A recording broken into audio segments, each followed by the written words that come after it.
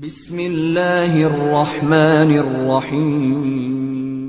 Creative مسلم 9625 کے معزز سامعین السلام علیکم۔ حضرت داعیہ کلبی رضی اللہ تعالیٰ عنہ کا شمار رسول اللہ صلی اللہ علیہ وآلہ وسلم کے جلیل القدر صحابہ میں ہوتا ہے۔ ان کا پورا نام داعیہ بن خلیفہ کلبی تھا اور ان کا تعلق عرب کے قبیلہ بنو کلب سے تھا۔ حضرت داعیہ کلبی نہایت حسین اور جاذب نظر شخصیت کے مالک تھے۔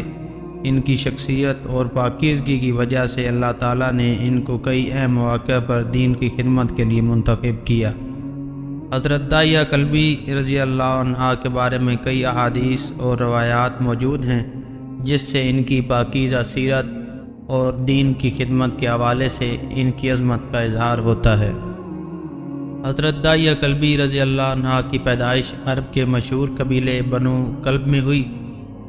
ان کے والد کا نام خلیفہ تھا اور وہ ایک معزز قبیلے کے سردار تھے۔ بچپن سے ہی حضرت داعیہ کلبی غیر معمولی خوبیوں کے مالک تھے اور ان کی خوبصورتی، ایمانداری اور سچائی کی وجہ سے لوگ ان سے محبت کرتے تھے۔ ان کی جوانی میں بھی ان کی مقبولیت میں اضافہ ہوتا گیا۔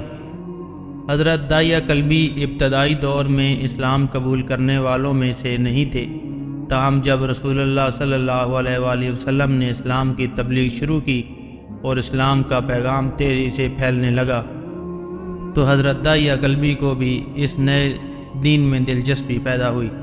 انہوں نے اسلام کے بارے میں تحقیق کی اور اس دین کی حقانیت کو پہچانا۔ کچھ روایات کے مطابق انہوں نے خود رسول اللہ صلی اللہ علیہ وآلہ وسلم سے ملاقات کی اور ان سے براہ راست اسلام کا پیغام سنا۔ حضرت داعیہ کلبی نے آخر کار اسلام قبول کیا اور رسول اللہ صلی اللہ علیہ وآلہ وسلم کے وفادار صحابہ میں شامل ہو گئے۔ اسلام قبول کرنے کے بعد حضرت داعیہ کلبی کی خدمات کا ایک اہم پہلو یہ ہے کہ انہیں رسول اللہ صلی اللہ علیہ وآلہ وسلم نے اہم سیاسی سفارتکاری کے لیے منتخب کیا۔ سن 6 ہجری میں رسول اللہ صلی اللہ علیہ وآلہ وسلم نے ان کو قیصر روم کے دربار میں اسلام کی دعوت دینے کے لیے سفیر مقرر کیا۔ اس دور میں رومی سلطنت دنیا کی ایک بڑی سلطنت تھی اور اسلام کی دعوت کو وہاں تک پہنچانا ایک بڑی ذمہ داری تھی۔ حضرت داعیہ کلبی نے بڑی حکمت اور فراست کے ساتھ قیصر روم ہرقل کے سامنے اسلام کا پیغام پیش کیا۔ انہوں نے ہرقل کے سامنے رسول اللہ صلی اللہ علیہ وآلہ وسلم کا خط پیش کیا جس میں اسلام کی دعوت، اللہ کی توحید اور نبوت کے پیغام کی طرف بلایا گیا تھا۔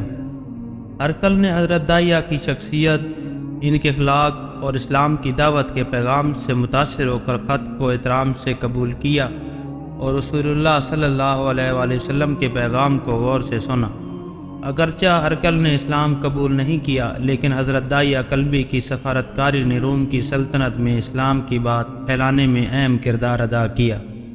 حضرت داعیہ کلبی رضی اللہ عنہ کی ایک بہت اہم خصوصیت یہ کہ حضرت جبرائیل علیہ السلام کئی مرتبہ ان کی شکل میں نبی اکرم صلی اللہ علیہ وآلہ وسلم کے پاس حاضر ہوئے۔ احادیث مبارکہ میں آیا ہے کہ صحابہ کرام رضی اللہ عنہم جب حضرت جبرائیل کو حضرت داعیہ کلبی کی شکل میں دیکھتے وہ انہیں حضرت داعیہ ہی سمجھتے۔ اس سے یہ بات واضح ہوتی ہے کہ حضرت داعیہ کلبی کی شخصیت نہایت خوبصورت اور پرکشش تھی جو اللہ تعالیٰ نے عطا فرمائی تھی۔ حضرت داعیہ کلبی نے اسلام قبول کرنے کے بعد رسول اللہ صلی اللہ علیہ وآلہ وسلم کے ساتھ کئی غزوات میں شرکت کی۔ خاص طور پر غزوہ خندق اور غزوہ خیبر میں ان کی بہادری اور استقامت کے واقعات معروف ہیں۔ وہ ایک بہترین جنگجو تھے اور اپنے قبیلے کے ساتھ مل کر دین اسلام کی خدمت کے لیے ہر محاذ پر کھڑے رہتے تھے۔ حضرت داعیہ کلبی رضی اللہ عنہ کا شمار ان صحابہ میں ہوتا ہے جو رسول اللہ صلی اللہ علیہ وآلہ وسلم کے ہر حکم پر لبیک کہتے تھے اور دین کی خدمت کو اپنا فرض سمجھتے تھے۔ ان کی زندگی میں زہد و تقویٰ اور محبت الہی کی مثالیں ملتی ہیں۔ حضرت داعیہ کلبی نے کبھی بھی دین کے راستے میں آنے والی مشکلات کا شکوہ نہیں کیا۔ حضرت داعیہ کلبی رضی اللہ عنہ نے اپنی زندگی کے آخری ایام مدینہ منورہ میں گزارے اور وہاں ہی وفات پائی۔ معزز سامعین، ملتے ہیں انشاءاللہ نیکسٹ کسی اور ویڈیو میں، تب تک اپنا بہت خیال رکھیے۔ اللہ حافظ۔